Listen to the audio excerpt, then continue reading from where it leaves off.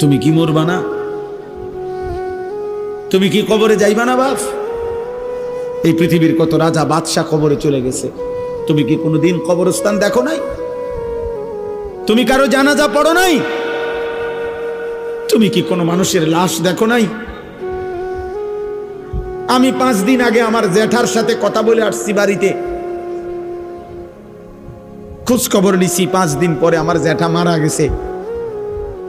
আমি জ্যাঠার দিকে তাকাইয়া বাড়িতে গিয়া দেখছি আমার এই সেই মানুষটা যার সাথে আমি কথা বলছি, উনি নাই, চুপ হয়ে গেছে, হাত নড়ে না, পাও নড়ে না।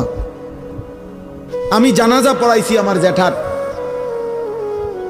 তো জানাজার আগে আমি আমার জ্যাঠার কবরটা খালি, তখন কবরে রাখে নাই।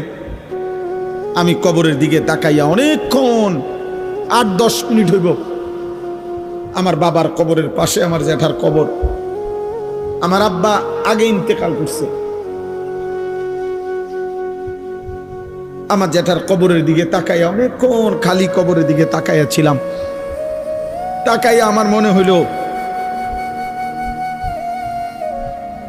কবর যেন আমারে ডাক দিয়ে বলছে, আনিস, আমার কাছ থেকে 1 মুঠ মাটি দিছিলাম আমি তোমার জ্যাঠারে বানাইবার জন্য, আজ আমার মাটি আমি ফেরত নিলাম।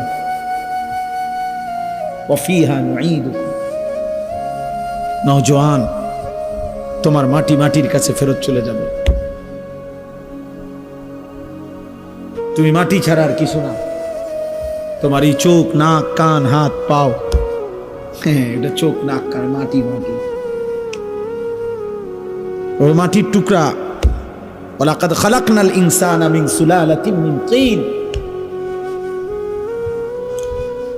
আল্লাহ বলছে শুকনো মাটি থেকে, ঠনঠনে মাটি, আমি সেখান থেকে মানুষকে সৃষ্টি করেছি। তুমি মাটির একটা টুকরা ছাড়া আর কিছু না।